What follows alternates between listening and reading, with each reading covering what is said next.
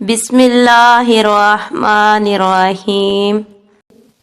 ایک ساس ڈاکٹر کے پاس گئی۔ اس نے ڈاکٹر کو مخاطب کرتے ہوئے کہا کہ ڈاکٹر صاحب کوئی ایسی دوا دیں کہ اس مرتبہ میری بہو کے بیٹا ہی ہو۔ 2 بیٹیاں پہلے ہیں، اب تو بیٹا ہی ہونا چاہیے۔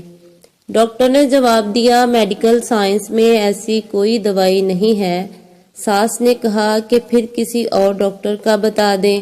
ڈاکٹر نے کہا کہ آپ نے شاید بات غور سے نہیں سنی۔ میں نے یہ نہیں کہا کہ مجھے دوائی کا نام نہیں آتا، میں نے یہ کہا کہ میڈیکل سائنس میں ایسی کوئی دوائی نہیں ہے۔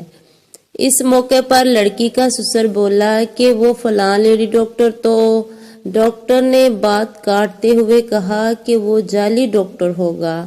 اس طرح کے دعوے پیر حکیم وغیرہ کرتے ہیں، سب فراڈ ہے یہ۔ اب لڑکی کے شوہر نے کہا کہ اس کا مطلب ہے ہماری نسل پھر نہیں چلے گی۔ ڈاکٹر نے کہا یہ نسل چلنا کیا ہوتا ہے؟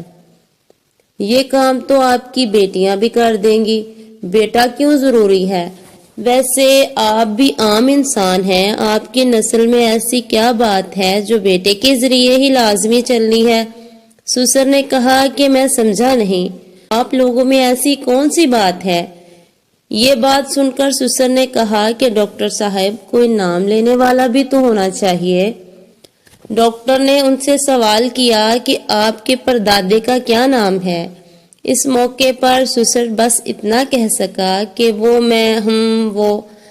ڈاکٹر نے کہا کہ مجھے پتا ہے آپ کو نام نہیں آتا، آپ کے پردادا کو بھی یہ ٹینشن ہوگی کہ میرا نام کون لے گا، اور آج اس کی اولاد کو اس کا نام بھی پتا نہیں۔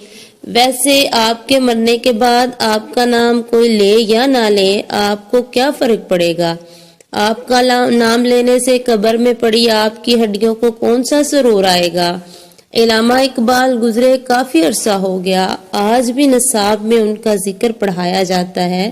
گنگا رام کو مرے ہوئے کافی سال ہو گئے، لیکن لوگ آج بھی گنگا رام ہسپتال کی وجہ سے گنگا رام کو نہیں بھولے۔ ایدی صاحب مر گئے لیکن نام ابھی بھی زندہ ہے اور رہے گا۔ غور و فکر کیجئے، کائنات کی سب سے محبوب ترین ہستی رسول اللہ صلی اللہ علیہ وسلم کی حیات مبارکہ پر، ان کی آل مبارک پر، جن کو اللہ تبارک و تعالی نے بیٹے عطا فرما کر واپس لے لیے اور ایک بیٹی سے رہتی دنیا تک رسول اللہ صلی اللہ علیہ وسلم کی نسل کو پوری دنیا میں پھیلا دیا۔ لہٰذا بیٹی اور بیٹے میں فرق نہ کریں، بیٹا اگر نعمت ہے تو بیٹی رحمت ہے۔ جزاک اللہ خیرہ۔